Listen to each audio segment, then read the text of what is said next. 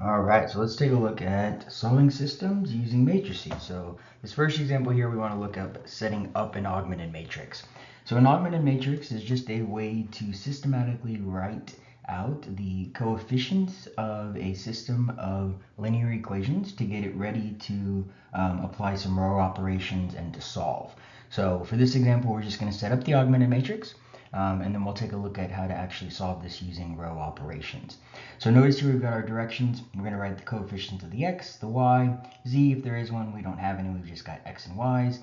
Drawing a vertical line in the constraints. So let's kind of just take this step by step. So the first thing we want to do is let's go ahead and identify kind of our x variables, so our x coefficients, as well as our y coefficient. So notice that we've got a 2, a 5, those are going to be our x coefficients.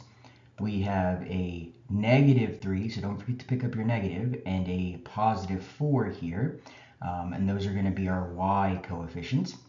And then we've got a -9 and a 58, and so those are going to be our constants, which will be written on the other side of our kind of vertical bar there.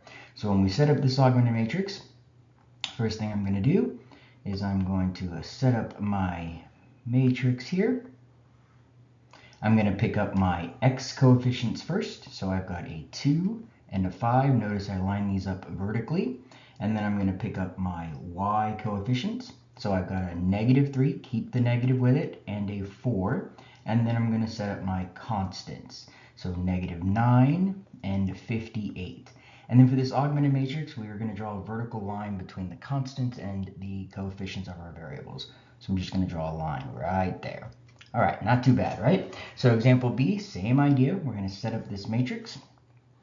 I'm going to pick up my x coefficients, so -5 and 10.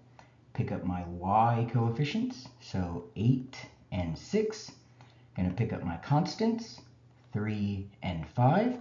And then I'm going to draw in that vertical bar to create that augmented matrix.